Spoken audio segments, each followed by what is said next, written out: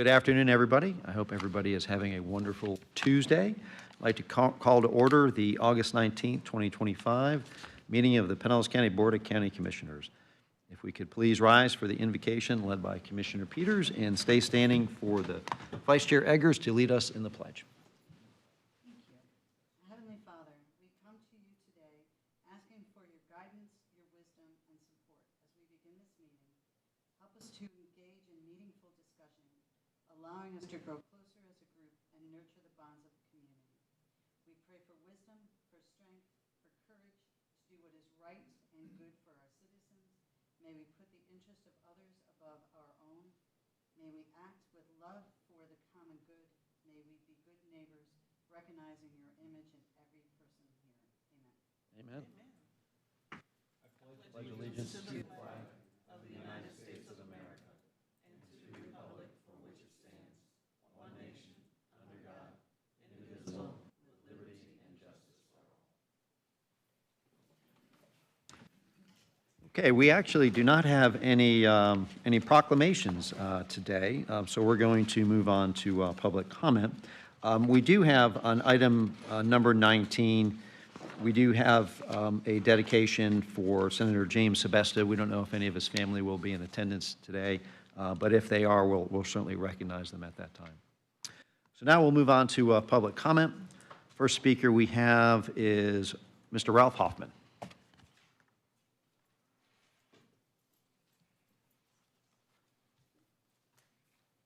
Good afternoon, everybody. Thank you for the time given to me.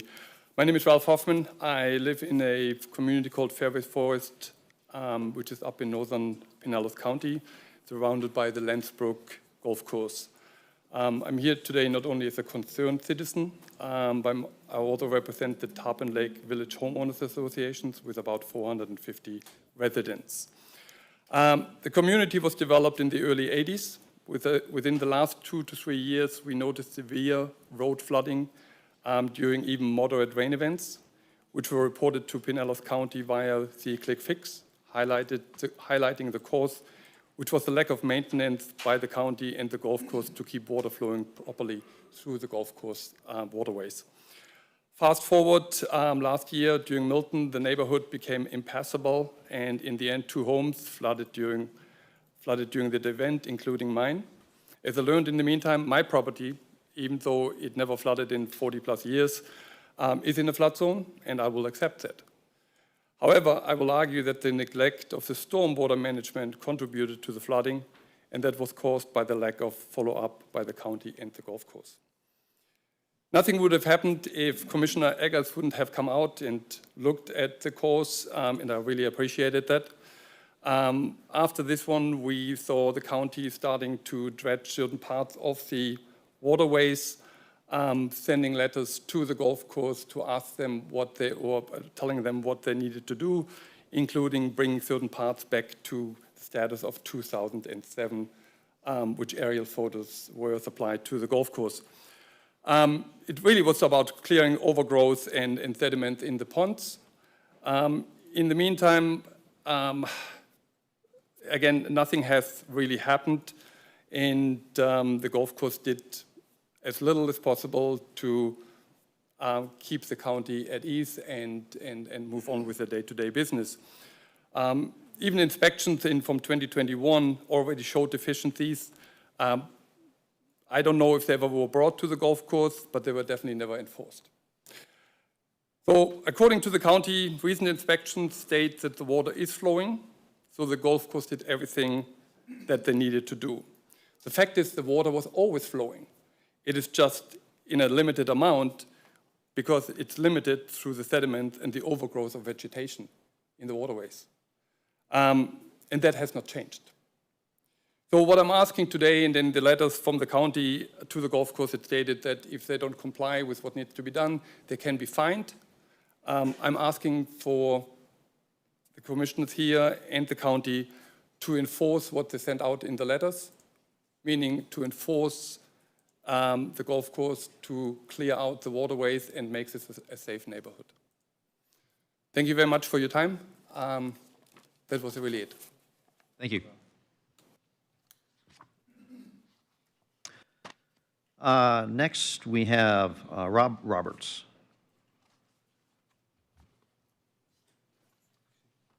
Yes, Rob Roberts. Good afternoon. Afternoon, Commissioners. My name's Rob Roberts. I'm a resident of Seminole. I'm newly appointed to the Pinellas County Historical Commission. And, with the coming 50-year anniversary of Heritage Village, the 250-year anniversary of our nation, the Pinellas County Historical Commission's shared vision is for the park to plan development for the next 50 years. To that end, we have come to ask for your support for a key initiative at Heritage Village. It's called the Power of Place, Oral History Initiative. The Power of Place Initiative is the signature program celebrating Heritage Village's 50th and the United States' 250th anniversary in 2026. This initiative situates Pinellas County history within a national context by collecting stories tied to specific locations, fostering a sense of rootedness at the local level, while contributing to the broader U.S. semi-quincentennial narrative. By embedding Heritage Village's 50th anniversary celebration with this thematic framework, the project not only celebrates a local institution, but it amplifies local meaning with a national moment of reflection. These records rely on personal memory, emotion, and lived experience. The interview process requires empathy and trust building. The initiative positions Pinellas County's Heritage Village as a national model for integrating local storytelling into the America 250 commemoration. Number two, it strengthens Heritage Village's role as a living history hub, showcasing decades of preservation while engaging new generations. Number three, it provides rich curriculum and community-based accessible content for schools, universities, and lifelong learners. And it also leaves behind a recorded, searchable, and attributed archive of local narratives, echoing place, linking Heritage Village history with a national story. In essence, the initiative transforms spaces into memory-rich storytelling venues. It motivates civic identity rooted in locality and links the county's half-century of heritage preservation to the nation's 250-year journey, making place both local and national history. It is our sincere hope that we can look forward to Commission's support for this banner initiative. Let's make Heritage Village not just a place of history, but a place of living memory. Thank you. I have a question, Mr. Chair. So I have a question for you. So when you ask for our support, what specifically are you asking for? Are you looking for us to just get behind you and, rah-rah? Or are you looking for funding? What are you looking for? Yeah, the rah-rah would be good. The rah-rah is good? We are seeking funding from our friends. We're collaborating with Pinellas County Historical Society. Okay. And continually to work to seek other funding for it. So how much is the funding that you're seeking? I'm not really in the best position to speak about this. Okay. I could cite a number. It was submitted in a package to the commission some time back. I mean, I could throw out the number, but I think you probably know what it is. I don't remember seeing it, so I was curious. So, I think it's $50,000 over 2 years into 27. okay, thank you. But we'll be continually seeking other sources as well. Okay. Is there any other questions? You definitely got our rah-rah, so. Got the rah-rah? You definitely have the rah-rah. That's very good. That's a lot of it right there. So Barry, since it's a park, a historical park, are they eligible for an MSTU? I just asked staff to put it on our executive leadership team meeting tomorrow, so I don't know the answer to that. Okay. Well, we'll look into it. So thank you for coming and bringing it to our attention. And so now we know more, and that's great. Thank you. Appreciate it. Thank you for all the hard work you're doing.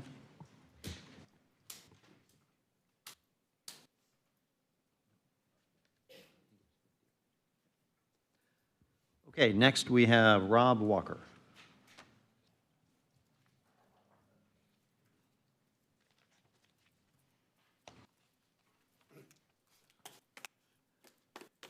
Ron Walker, 7100 Overton Road, Largo. Guys, at the last meeting, I dropped off for each of you a folder, which was a simple roadmap for you to create a Pinellas County false claims ordinance. Now, I realize that Perhaps you feel collectively that you lack the intellectual capacity to write one. But you don't have to write one. Simply copy Broward County. It's virtually perfect. Now, I imagine you took my folder and put it on the top of the most pile of the most urgent business you had to conduct. Not. Regardless, I rather think that the way my attitude toward this false claims ordinance is treated is generally the way you treat constituents. Ignore them until it approaches election. I kind of resent it, but I've learned to live with it. If you could see yourselves passing a Pinellas County false claims ordinance, you really would become heroes. And you would protect the constituents of Pinellas County from massive frauds, if you care about them. I have some questions about that, but I got to believe that some of you do. And I think you'd be very wise to look at that folder I left and entertain copying Broward County's false claims ordinance. It's virtually a perfect ordinance. You won't have to work hard. Now, I'm sure you're getting counsel from one or two counselors who are terrified that their workload will go up. I would suggest you ignore them. Other than that, guys, have a pleasant day and think hard about protecting the people of Pinellas County with a false claims ordinance. Or ignoring them for a long, long time isn't going to get you a lot of points at election time. So think about it and have a really good day and a good meeting. Take care. Next, we have David Ballard Geddes Jr.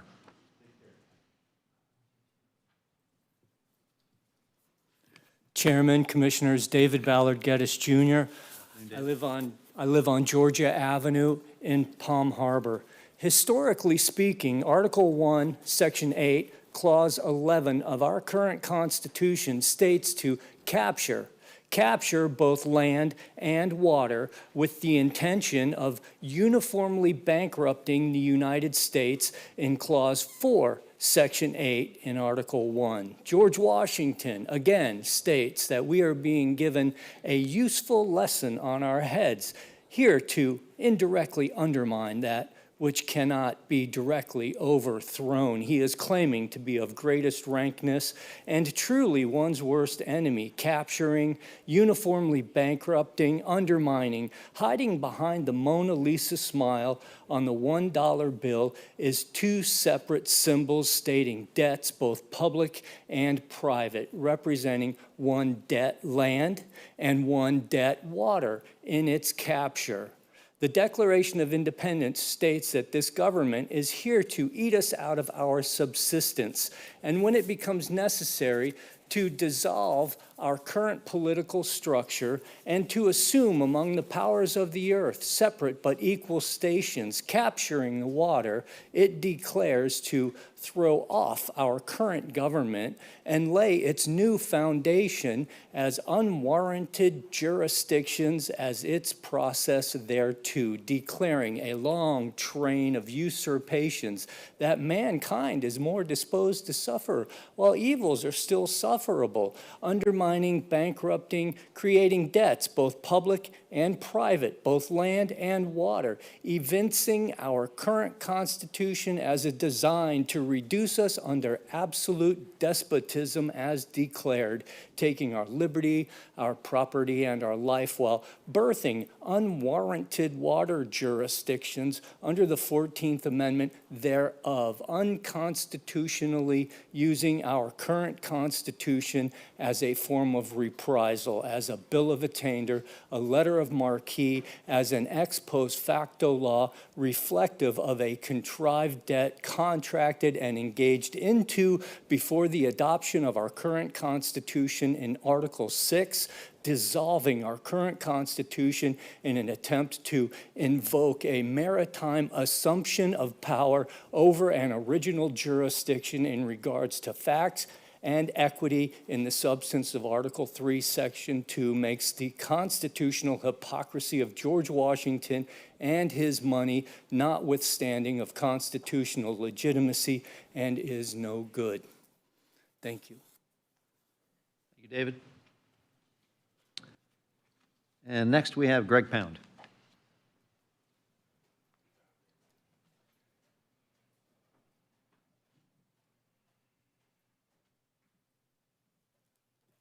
Greg Pound, Largo, Florida. I'd just like to read a verse out of Isaiah chapter 9, verse 16.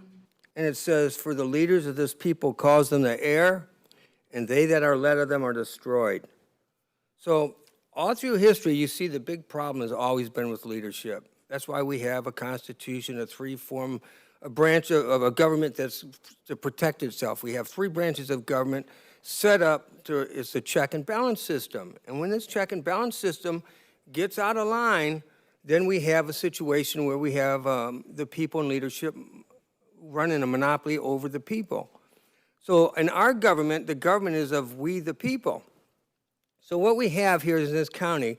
Now, when I seen how corrupt Pinellas County was and what you guys were doing to the children through DCF and what they call cooperative agreement contracts for federal grant money, in the billions, I'm not talking about millions, I'm talking about billions of dollars coming into the state of Florida to get involved in families. And once we see what's happened to the families in the state of Florida, and especially in Pinellas County through the DCF, putting parents in classes where they're supposed to teach your children how to do such perverted stuff at the youngest age, you couldn't make it up. I've read it before, you guys. I brought the paperwork, and just this whole thing goes on and on. Now, this started off with Jim Coates and Robert Guattari, when Robert Guattari was Jim Coates' attorney. And so what happens is that our daughter got bit or accidentally picked up by my sister's dog, and this whole thing, it was an all accident. And so what happens, DCF comes out, first run in with our DCF, and then when you find out that when we seen what was going on, the lies that were written up and all the stuff that was done to take our children from us and put them with your comptroller of Pinellas County, Linda Steenbergs, my mother-in-law, and her new husband. Isaac Wood was a fire chief in Largo, which was my wife's father. And so it's once you read it, you just have to see it. But it's enlightened me, and it brought me to the state where I could see the corruption that was going on in our county. I could see what they were doing for people. The Bible says, when lawlessness increases, most people's love will grow cold. So when you have people in leadership who lose their love for truth and for what's right, and half the people don't even, when you're not studying law, you don't understand. The rule of law begins with the 10 Commandments. That's our rule of law. So what we're dealing with, I ran for sheriff against Robert Guattari, first Jim Coates, then Robert Guattari, and by all rights, the three attorneys I ran against were all attorneys, practicing attorneys. And it was illegal for them to run. I was a shoo-in candidate for sheriff, and I should have been the sheriff of this Pinellas County. By law, I filed it up in the Florida Supreme Court, went through the 2nd District Appeals Court in Lakeland, and all they did was cover. And so what we have is we have massive corruption, and you guys, listen, when we have a suicide rate 3 times higher than any other county, this county is under judgment because of the corruption that's in it. Thank you. Thank you, Greg. All right, that concludes public comment. So now we will move on to the consent agenda, items 2 through 12. Would any commissioner like to? Okay. Second. All right, we have a motion from Commissioner Egger, second from Commissioner Nowicki. Any discussion? Nope. All in favor? Aye. Any opposed? Nope. Okay, passed unanimously. Thank you. Moving on to item number 13. Item 13 is an agreement with BKN Creative for marketing services with Human Services. This is the additional marketing services for Care About Me, and the project not to exceed $600,000 over the next year. Okay, So a motion from Commissioner Wiki, a second from Commissioner Peters. Okay, is there any further discussion on this item? Okay, all right, I just have a quick comment. You know, I've had a lot of questions about the fiscal effectiveness of the Care About Me program. I am going to support this today, a little reluctantly, but in the hopes that it's going to be successful, and had some good conversation with Matt's board last week about putting some metrics together and kind of following this very, very closely. So we'll see how this goes and have some further discussion about it, and fingers crossed that we hope it's successful. Yep. So, Sure, just one quick comment. Thank you. Yeah, I also had some conversation with Karen Yachum about it. After you know, a little bit of a time on the phone with her, we talked through the issue, talked through her perspective, and how she is going to be holding the folks accountable to the issue at hand. I mean, this is something that is a lot of money. I am convinced that there's a need in this county for it, for this service, completely convinced. And yet, I don't think that we've reached out the best we can, and letting folks know the way they can plug into this kind of service. So I'm really hoping and praying that this works, and that the additional attention, additional marketing, and the additional platform that people can choose to get some help will catch. And so I will be supporting this as well. Thank you. okay. Commissioner LaBella? Thank you, Mr. Chairman. I don't want to get too specific because I don't want to get any calls with 850 area codes. But this program has gotten the attention of folks in the state capitol. And I know that we have had staff talk to leaders in the state about what they're doing, and you know, looking at ways to expand it. And I think that is a testament to Karen and her team, and you know, and certainly metrics are important, and you know, there are things to improve upon it. But I think that any time that you know, the legislature wants to, you know, learn about something that we're doing here, I think is very neat. All right. Hearing no further conversation, if we could open up the voting, please.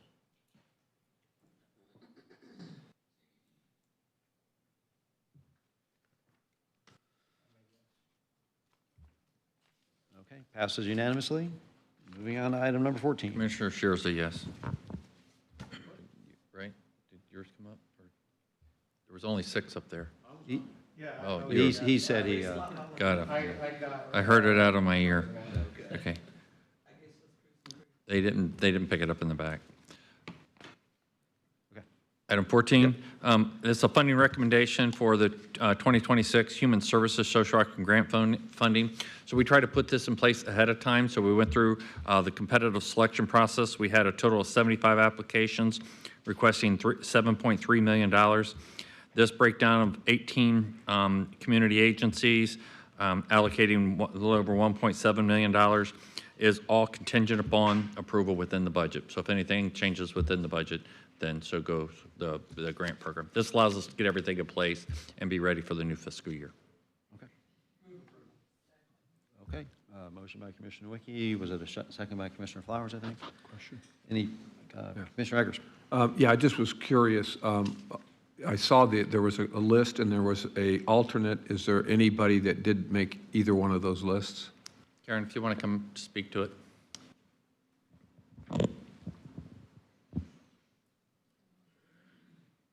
Just want to make sure. I saw something in here that wasn't included. I just want to have the conversation if there is. Thank you. Good afternoon, Thank you. Karen Yachum, Human Services Director. So yes, there were 75 applications, and so the board recommended 18 to move forward, and if for some reason one of the organizations cannot move forward, we have 2 alternates to then choose from.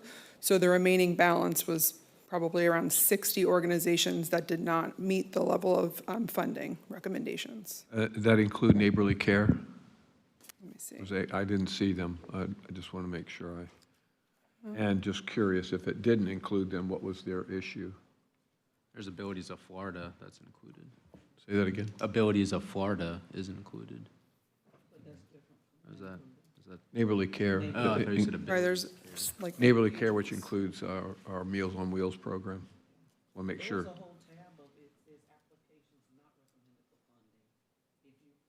Yeah. That was 833 pages. I didn't get to it. I'm sorry, I'm trying to look, it's, I don't know, you I'm a know. social service nerd, that's where I came from, so. Come on, Dave, Adrian, come on, get with it, will you? I thought we'd get it I don't see them on abbreviated. the list, but it's 7 pages and not alphabetical, so I'm trying to do my best. I can send a follow-up email if they did apply and did Yeah, not. I'd just like to, I was just curious, because obviously that program, Meals on Wheels, extremely important, and I just want to make sure that they got their funding that they need. And I think they did get some additional funding from a different source, but I just wanted to make sure So we fund them through fund general fund, and that was one of the decision packages that was moved forward to keep them at the same level of meals that could be delivered us. from us, Yeah, from us. outside of this. I was just wondering if they had gotten shortened somewhere else and if the program was at risk. I hadn't heard the. Yeah, we have not heard that from, we reached out to them after the budget information session to ask them that specific question, and they have not reported an additional funding gap Okay, to us. all right, thank you. Appreciate that. Mr. Chair, Commissioner Flowers. through Area Agency on Aging, they get some money from us as well, but in the meeting yesterday, I was gonna save this for my report, they were able to get some additional funding out of the state funding level, specifically for the meal program. Okay, perfect. So, yeah. Thank you. Thank you, Karen. Karen, Thank you, I got Matt. just a quick question. Is this, so we're funding 18 this year, is that consistent pretty much with what we did last year as well? I think so, it's usually between 18 and 19, yeah. Thanks. Any other questions? Okay, we have a motion and a second. Hearing no other questions, if we could pull up the voting, please.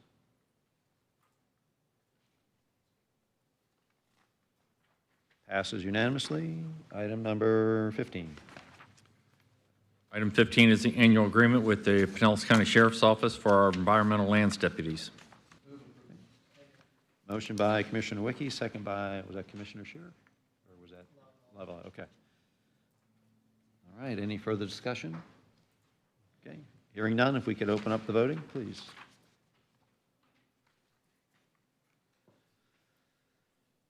Passes unanimously. Moving on to item number 16. Item 16 is the National Resources Conservation Service Emergency Watershed Protection Program Grant for tree debris removal from various channels throughout the unincorporated areas. This total funding is a little over $5.9 million and comes to us as a recovery effort from Hurricane Milton. Okay, motion by Commissioner Wickie, second by Commissioner Peters. Any further discussion? Hearing none, if we could open up the voting.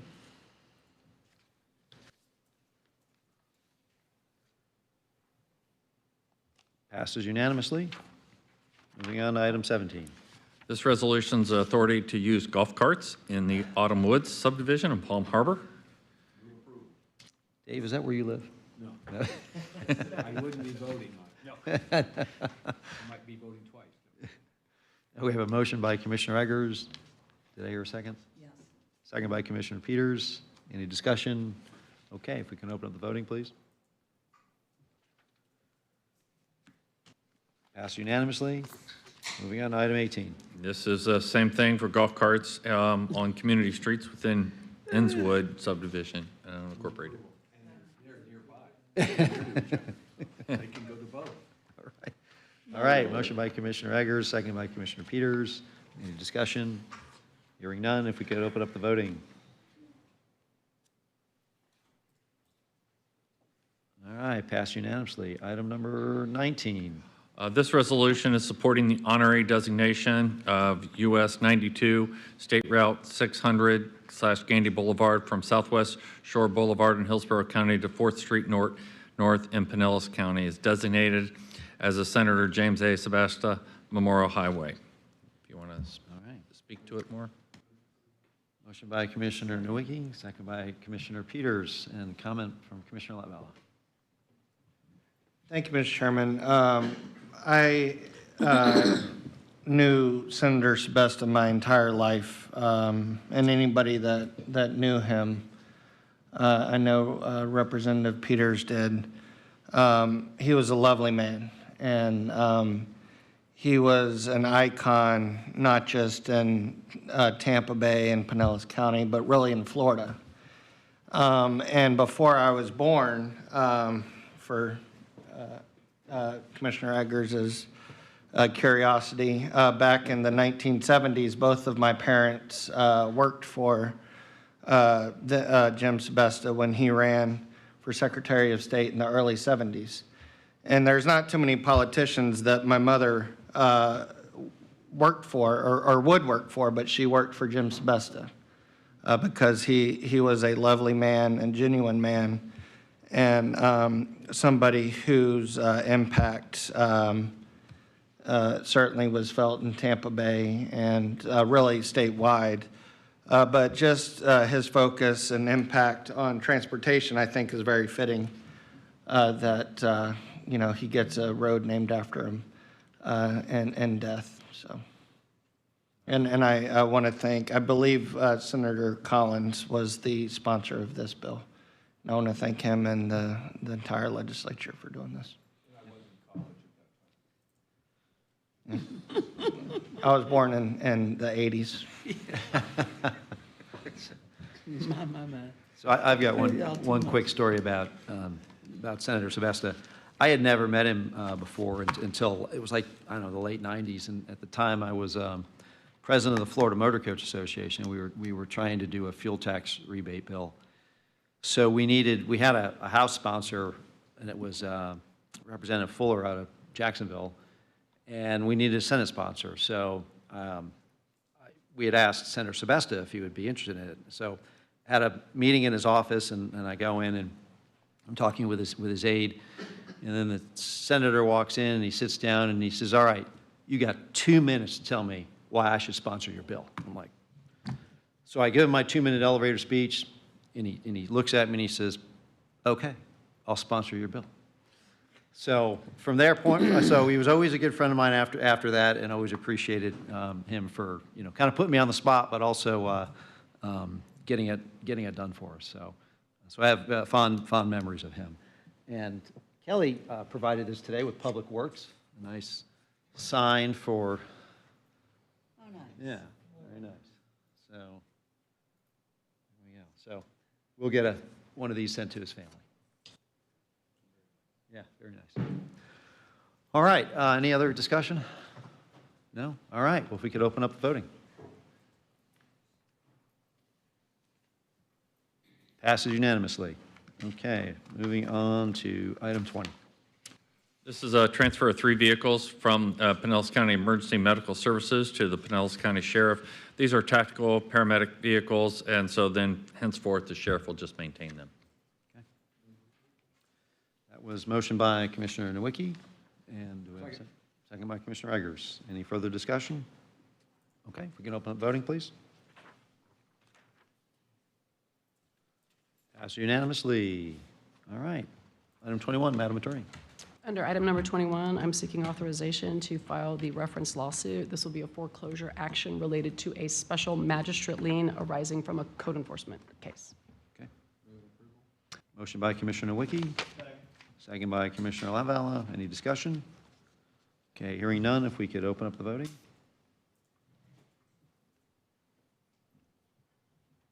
Passed unanimously. Item 22. Similar to item 21, this is a case where we're requesting authorization to file a foreclosure action based upon the special magistrate lien arising from a code enforcement case. Okay. All right. Motion by Commissioner Nowicki. Second?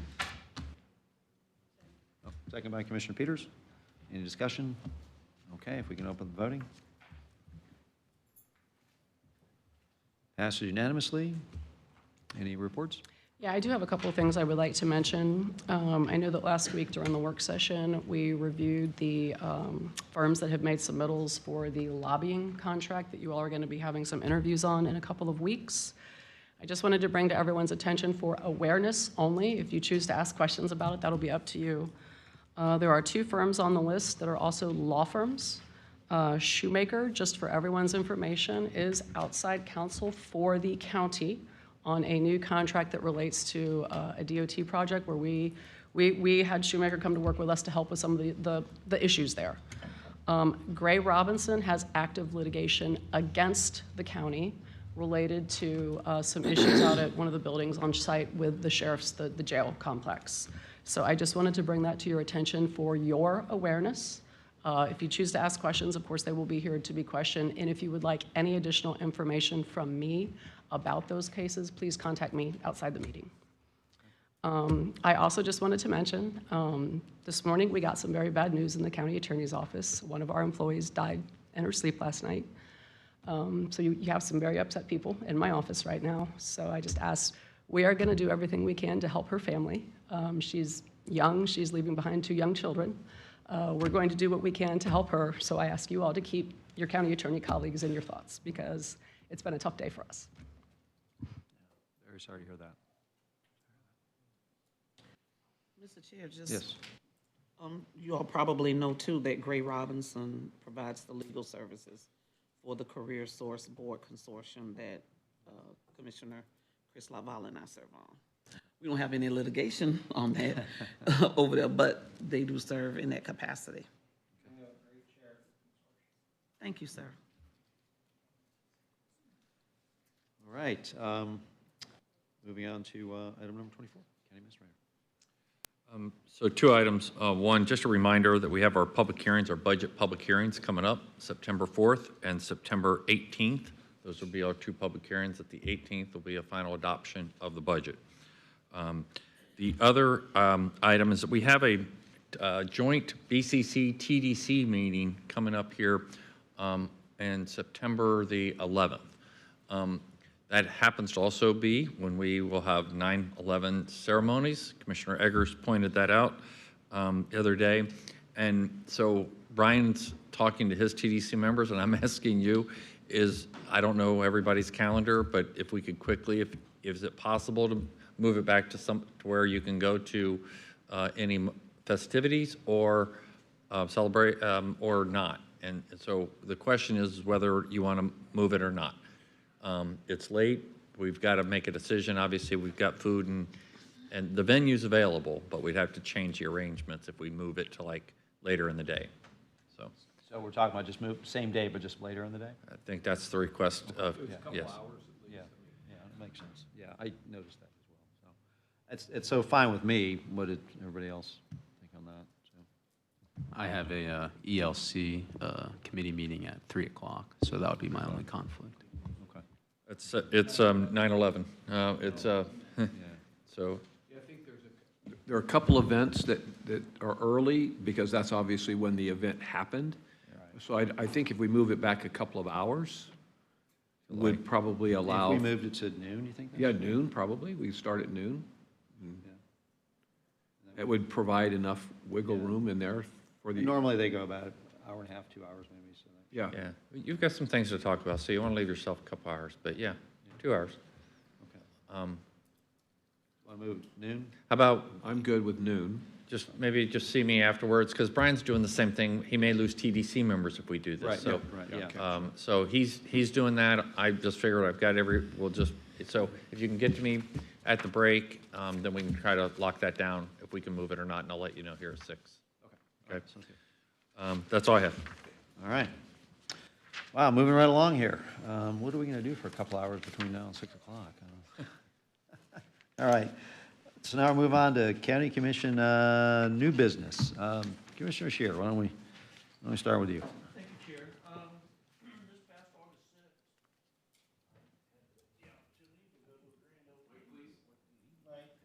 6th, I got to go to the grand opening of the Astera U.S. Tungsten Heavy Alloy Factory. It was great to see this kind of investment in Pinellas County. It was the effort was led by our Pinellas County Economic Development and Dr. Johnson, and I really enjoyed being there to see that and be a part of it. On August 9th, I attended the Pinellas County Annual Deaf Fest on Saturday morning. That's a particularly that event was important to me. You know, I have a little bit of I'm a little hard of hearing at times myself. But I was also at this event. We had a grand opening there for the Family Center on Deafness at the Leoman Center, and it was just so heartwarming to see the children and the people, the dedicated people that help them have a nice facility to help those children catch up. A lot of them don't know they're deaf. You know, you don't know your child's deaf until they're in first grade, and then by the time you figure it out, they're very far behind. They help catch up. So I was just glad to see that Leoman Center looking so nice, and those kids were so excited, and I was happy to be there. And then on August 12th, I met with Joe Haney, the CEO of the Clearwater Aquarium. I toured the facilities to learn more about their struggles, what's going well there, what's not going so well there, and so I just wanted to be more up to speed on the Clearwater Aquarium, and he gave me a thorough rundown, so I'll be prepared for their next report or whatever comes their way. I'll at least be up to date on that, and so that'd be my report for you, Chair. Thank you, sir. Commissioner Lavelle. Thank you, Mr. Chair. I also attended the Astera grand opening, which was very informative. A week or two ago, the county had a beach nourishment public hearing in Bel Air Beach that I attended. Thank you to staff, Commissioner Peters for doing that.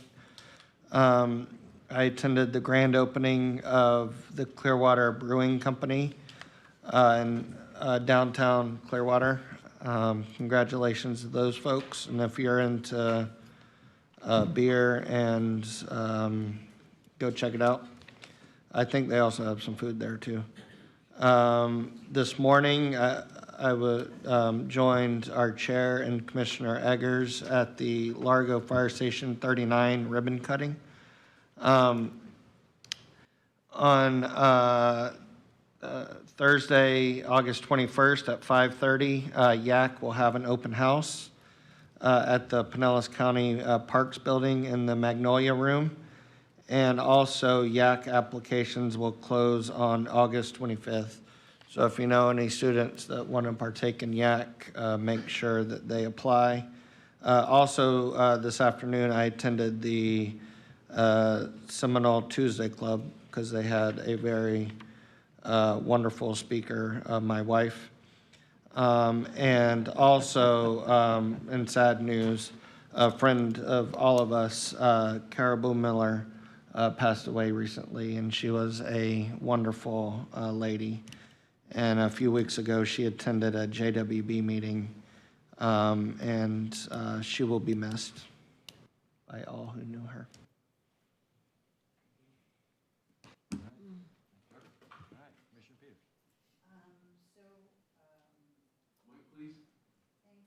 Thank you. I think one of the best news I have is that I think BTS is really close to finding a replacement for cats, which is wonderful, and it can be mobile, it can use on your phone, it'll be better, higher technology, and much more user-friendly. So thank you to the team at BTS that's working on that. I appreciate it. I attended the PSTA Legislative Committee, and spoke with Harry and with Ron, our legislative team, federal and state, to come up with our priorities and what we want to focus on. Of course, the beach renourishment meeting I thought was very well attended. We still don't have the signatures we need to make a comprehensive, full nourishment, but we're gonna push through and do what we need to do, and hopefully some of those residents at the last minute will say, yes, I want it. But I'm really excited that we are going to be moving forward and renourishing our beaches.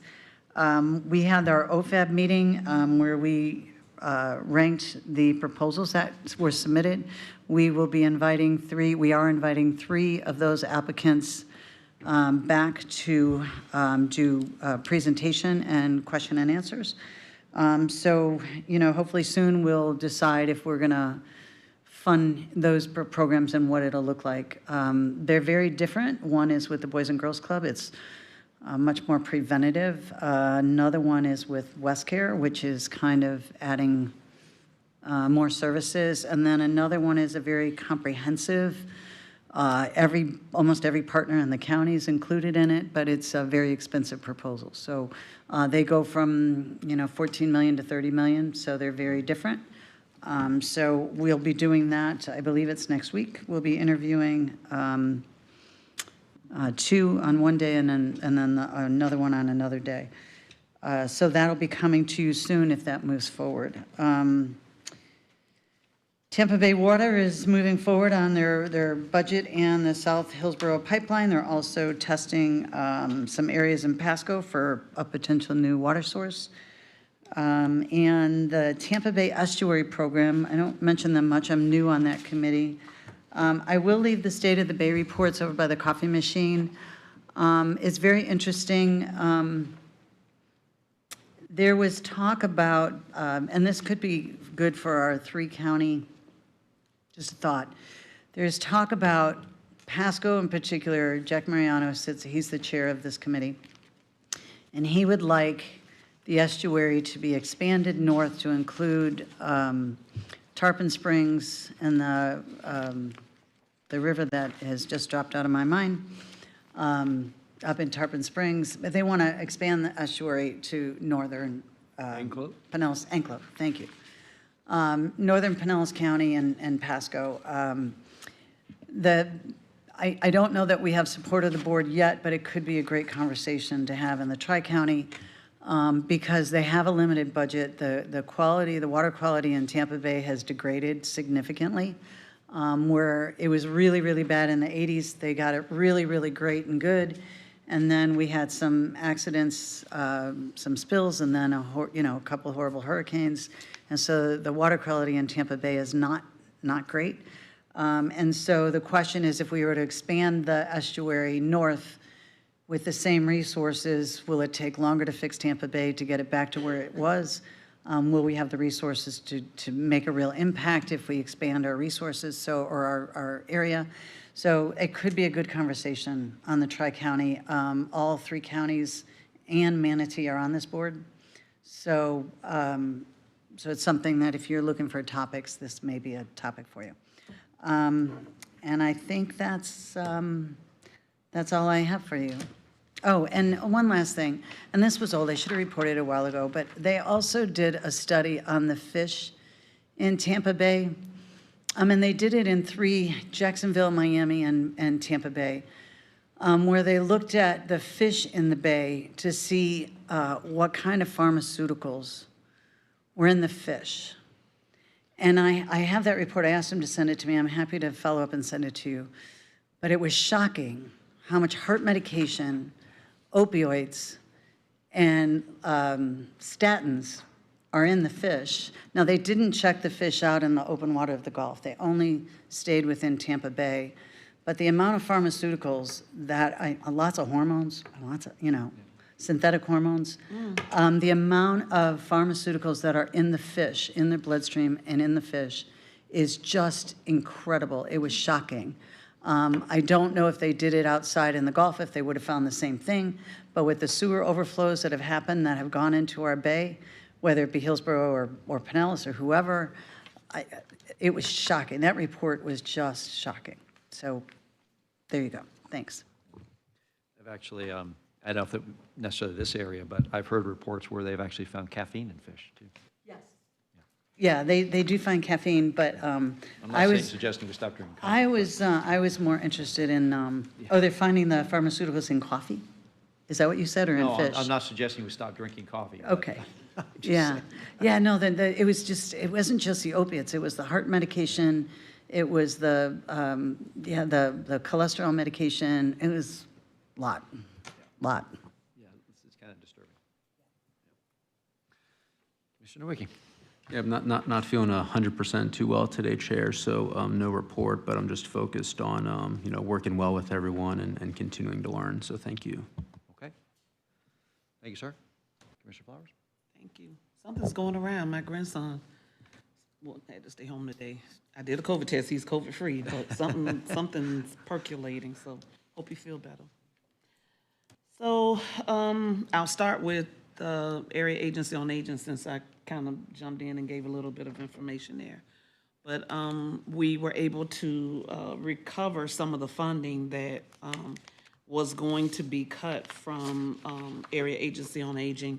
We did have a increase in our community care for the elderly program of $647,234.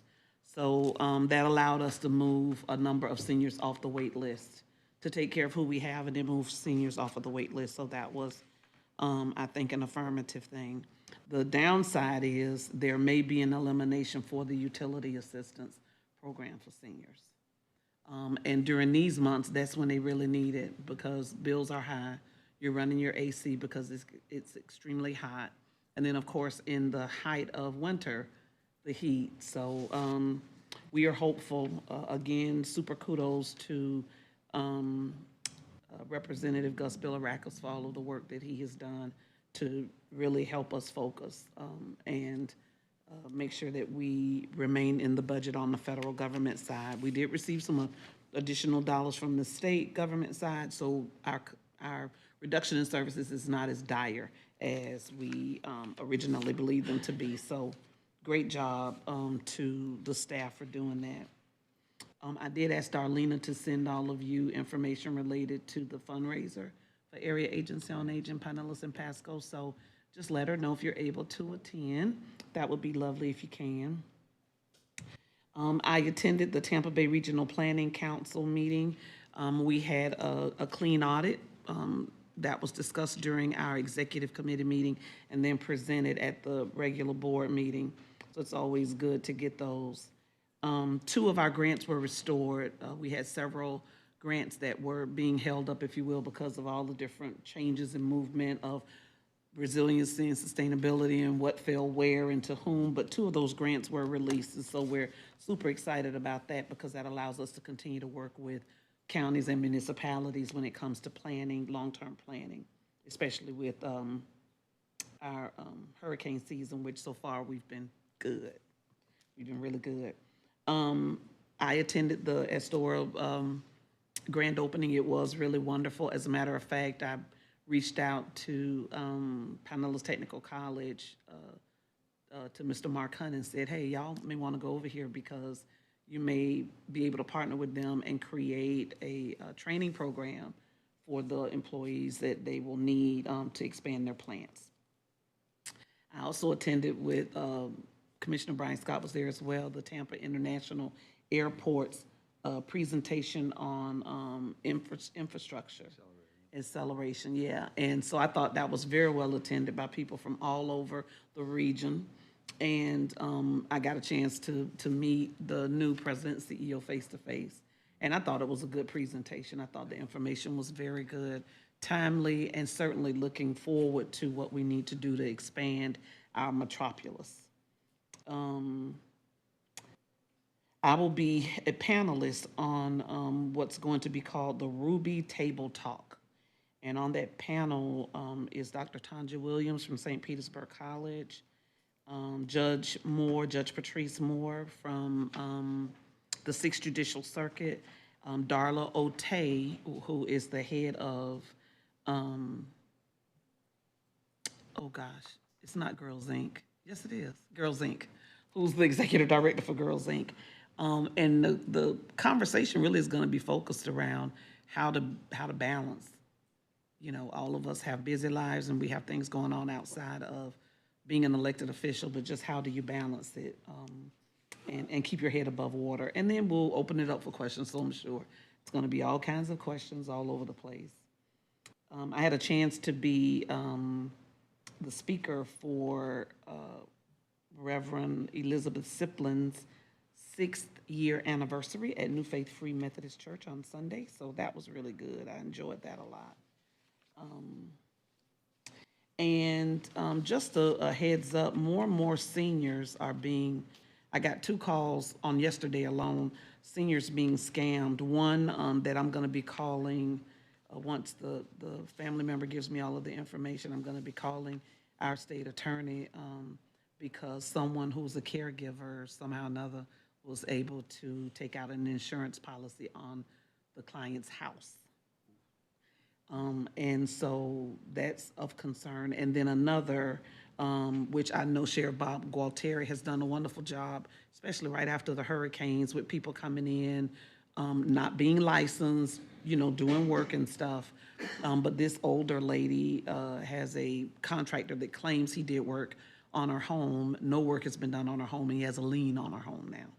So just a general announcement for anyone who's listening, especially if you have a grandparent or aunt or uncle or senior person who may need a little help or a little support, please make sure you're there for them, because unfortunately, we have people that are not reputable and they take advantage of our seniors, and that's just not nice. Having said that, some new data came out that shows that people who are 65 and older are selling their homes and renting because it helps them cut down on costs, because they can't afford the homeowner's insurance.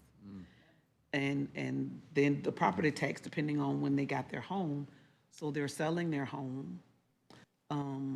It'll at least pay off the mortgage. Maybe it'll have a few dollars in their pocket that can help them live month to month or year to year. And then they're renting. The issue with that is rents are so high.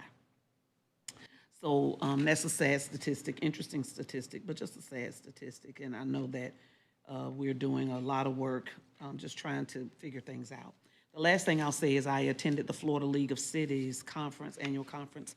I go back every year as a past president. There was a session there on property tax. And as you could imagine, the room was almost the size of a ballroom. It was packed because the representatives from Tallahassee came down and was trying to go through as much as they have right now, which is basically what we've already heard. So it was a lot of conversation, a lot of communication, but again, we're all just waiting to see what happens. So thus endeth my report. Thank you, Commissioner Flowers. Commissioner Eggers. Well, looks like we have 3 hours, so I can do the whole Tampa Bay water meeting. Everybody sit back, relax. Good grief. I better go get a coffee for that. Yeah. First of all, I just really wanted to say thank you to the city of Dunedin for their Purple Heart ceremony on August 7th. I couldn't be more impressed with the speaker. Again, I know I've mentioned his name once before, but Charles Lemon, he's an Army specialist, U.S. Army specialist, retired, who, as they say, didn't give the ultimate sacrifice, but he did lose both of his legs. Just the most inspiring speaker. Family was there, and it was just really great. Not too many forward to meeting with him soon. I too attended the Astera expansion. It was really, really good. It was nice to see a smaller company as far as number of employees, but what their impact is on the county and the product that they bring to the market. Just really good. I was glad to be there along with my fellow commissioners. I joined Jeff Goddard, who's the president, Debbie Woodard, who is the chairman of the board at St. Mark's Village. They've done a whole new, common area renovation, one of our retirement homes up in Palm Harbor. Did a great job, a lot of music, a lot of residents were there. Again, kind of a fixture in Palm Harbor, and just really well done. I just want to congratulate them on all of that work. Tampa Bay Water, I will say that two things. One is that last month, I didn't bring it up, but we have a approval for a performance audit and management study. We do it every 5 years, and we did one back in 2015 and then one in 2020, and really they're so important and so critical. The previous general manager of the organization actually was pushed out because of the results of the study. It's just really a stringent study. They talk about stakeholder identities and communication, reliability, performance, customer experience satisfaction, workforce development, operational optimization, financial viability, infrastructure, strategy performance, community sustainability, enterprise resiliency, water resource sustainability. They have to do it every 5 years. They'll be working on that immediately, probably bring it to the board late this year, early next year. really gives an inside perspective on the organization, what they're doing internally, and how they work with partners, not only in this county, but around the region. Of course, that's what Tampa Bay Water represents, the region, the 3 counties. So that's a good thing. We also got permission from the districts, Swift Mud, that says we can take, on high waters, we can take 19% of the water off the top instead of 10%. So we're getting a little extra 405 million gallons of water we added to the reservoir in the last month. Pretty good, half a billion. Full, I take it? Up to 10 billion now. It's 15 is full, it's up to 10. Last year at this time, we had 2.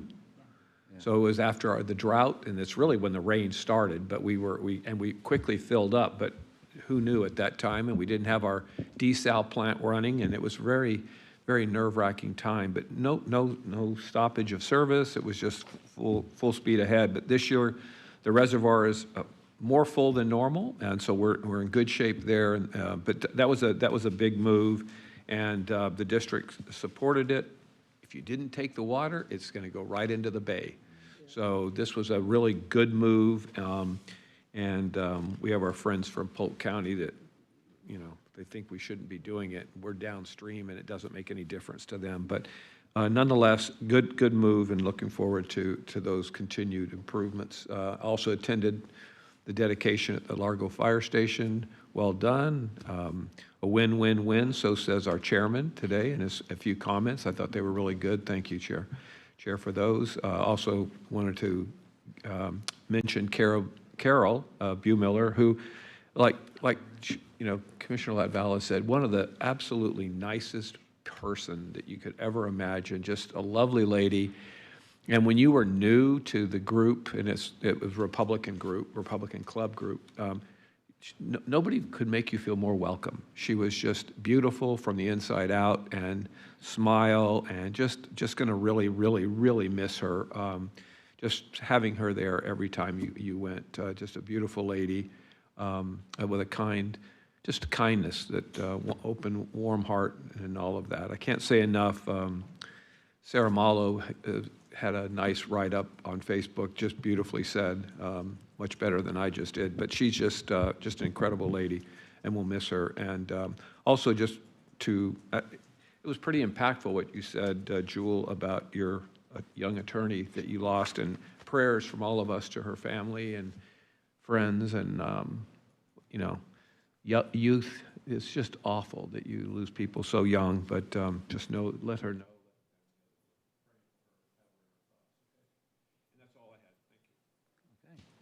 Thank you, Commissioner Eggers. All right, gosh, let's see. I had the opportunity to meet Rebecca Brown yesterday for coffee, who is the new CEO at the Innovation Center. So I had a good chat with her. Also had a chance to meet with the folks from Allegiant Airlines virtually yesterday. Had a good discussion with them, and you know what their thoughts are on future plans for their operations here at PI, which includes more growth, so we're happy about that. This past Monday, had an opportunity to, or a week ago Monday rather, to film a safety trail at Taylor Park, or safety video for the Pinellas Trail at Taylor Park with the sheriff. So appreciate the sheriff and Ricky Butler and his communications team getting out there on a Monday morning. And I was all suited up in my bike gear, had my new bike out there, and we were riding up and down the trail doing some safety videos. So that'll be hopefully ready here in another couple weeks too. With my new bike even, right? Yeah. So that was the first, my maiden voyage with it. So that was a lot of fun. As Commissioner Fowler mentioned, we both attended the Regional Infrastructure Accelerator kickoff at TIA. Had a chance to have coffee with the Charlie Van Zant, the new city manager at Treasure Island. Very nice guy. Very capable, got a lot of work to do down there, but I think he's going to do a great job. Wish him all the best and success. Attended the Beaches Chamber Casino Night this past Saturday night, along with Commissioner Nowicki. So that was a very nice event, a lot of fun. This morning, attended the fire station number 39 ribbon cutting in Largo. I was there a year and a half ago when they did the groundbreaking, so it was nice to come back to see the finished product So it's a great facility, going to serve the community very well. Yes, they did. Give the county a lot of kudos on that, and thanks to Craig Hare for all of his work on that, and EMS and fire. They did a great job on that. The Asteros ribbon cutting I thought was great. That was, I mean, what a feather in our cap for Pinellas County to have that level of a defense contractor right here in Pinellas County. I mean, that's pretty darn cool. Yeah, it really is. So hats off to Dr. Johnson and the team at Pinellas County Economic Development for making that happen. Tomorrow we got a TDC meeting. Friday we have the 1,000th home dedication for Habitat, and I have a proclamation for those folks. Also Friday afternoon we have groundbreaking for the PSTA's new transit center in Clearwater. Yeah, so that's coming up. That's been a long time in the making. On next Monday, I will be up on the Pinellas Trail up in Tarpon Springs with puppies. Yes, that you heard that right, plural. For my next canine commissioner endeavor. So keep an eye out for that. Yeah, I'm going to bring Latball along with me. That's a good idea. And then finally, just some kudos for Pinellas County Communications, specifically John Carkeet and Eric Bell, that recently received 3 awards from the Florida Public Relations Association in the category of Collateral of Public Relations. They got 3 awards: Award of Distinction, the Judges Award, and the Judges Creativity Award for our 2024 Accomplishments Report. So congratulations to them, and a job well done. So that is my report, and yeah. So I guess that means we're We actually could go to the Rays game. We could. We could go, or we could go hang the sign. All right, well, if there's nothing else for the good of the order, then we are adjourned until 6 o'clock. See y'all then.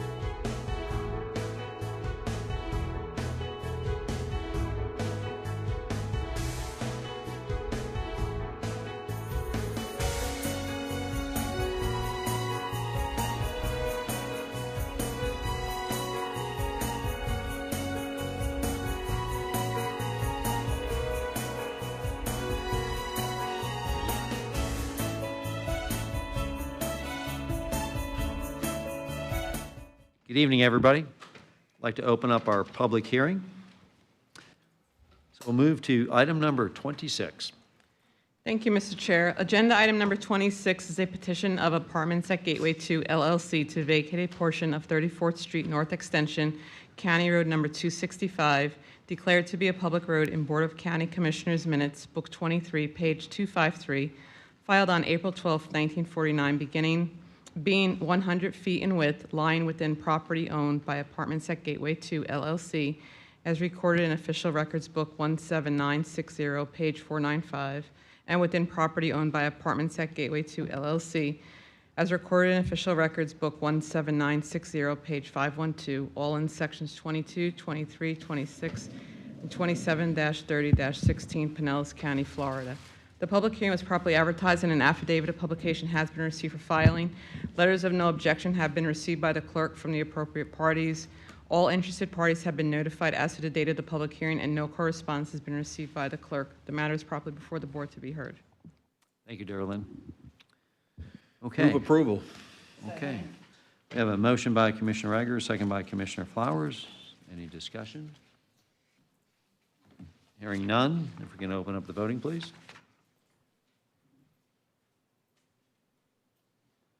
Passes unanimously. Thank you. Moving on to item 27. Agenda item number 27 is a proposed resolution adopting the Joe's Creek Industrial Park Master Plan. The public hearing was properly advertised and an affidavit of publication has been received for filing. No correspondence has been received by the clerk. The matter is properly before the board to be heard. Okay, thank you, Darlene. Any questions, thoughts? Yes, we have. Motion by Commissioner Flowers, second by Commissioner Eggers. Any further discussion? Okay, if we open up the voting.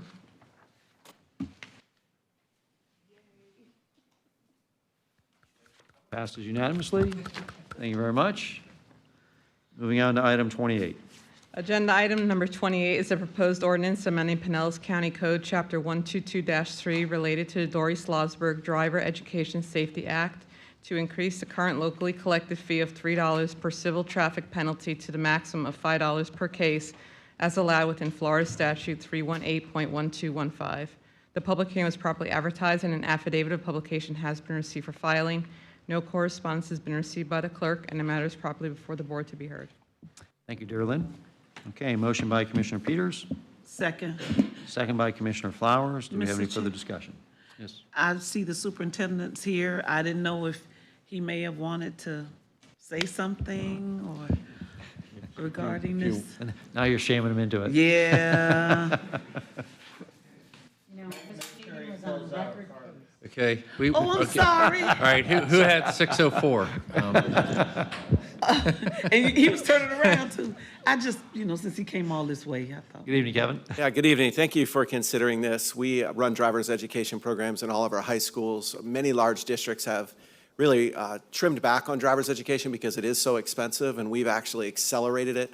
We now offer it in 14 of our 16 high schools during the day. We offer camps after school and in the summer. It's for all students in the county, public, private, homeschool, and we think it's one of the most important things we do in terms of life-ready skills. And so this gives us an opportunity to continue to fund it. Leasing these cars, buying the cars, paying the instructors, all those things, the costs continue to rise, and it's an expensive program to run, and we appreciate your support. Commissioner Labella? Number one, make sure that the speaker fills out a card as is proper protocol. But number two, real quick, I just wanted to mention that I served, as well as Commissioner Peters served with Irv Slosberg, who was a tireless advocate for driver safety. And every session, he sponsored a seatbelt law, I believe 7 years in a row. And it didn't matter what the topic was. We could be talking about whatever, and he would get up and start debating about driver safety. And sometimes it would be somewhat annoying until you knew that Dory Slosberg was his daughter.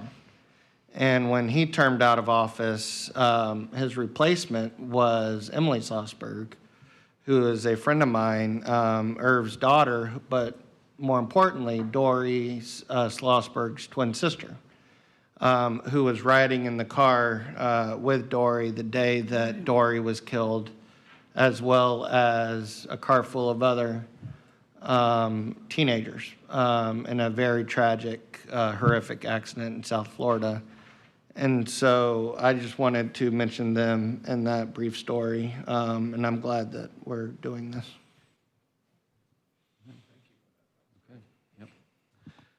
Yeah, and I would add to that, I took driver's ed when I was in high school and remember it being very impactful, and as the owner and operator of a commercial vehicle company, I completely understand and appreciate the value of driver training, so I fully support this as well. Yeah, no, I mean, really, y'all are lucky. Hey, maybe with all this driver's ed, our insurance rates might go down in Pinellas County, because we're the highest insurance rates in the state, so it'd be nice. But thank you for all the effort you're doing to make sure we have good, safe drivers, so thank you. Yep. All right, thank you, Kevin. Any further discussion? Okay, if we can open up the voting, please. Passes unanimously. Okay, on to item number 29. Thank you, Mr. Chair. Agenda item number 29 is an interlocal agreement with the City of Pinellas Park, which would enable the city to include unincorporated enclaves and properties that border the city boundary in their comprehensive plan efforts, and ensure that subject property owners and the county are notified of these activities. The agreement would also establish the boundaries of the proposed planning area and ensure that the unincorporated property owners could participate in any administrative, legislative, quasi-judicial, or judicial proceedings for the city's comprehensive plan amendments. The public hearing was properly advertised, and an affidavit of publication has been received for filing. No correspondence has been received by the clerk, and the matter is properly before the board to be heard. Thank you, Darrell. Okay, any thoughts, questions from the board? We do have one speaker, Danielle Stewart. Danielle? Only for questions. Okay, great. Thank you for being here. Appreciate it. Okay. Okay, Second. motion by Commissioner Eggers. Second. Second by Commissioner Flowers. Any further discussion? Hearing none, if we could open up the voting. Passed unanimously. Okay, thank you. Well, that concludes our public hearing for tonight. Thank you all. Have a great evening. We are adjourned. I hope you feel better, sir.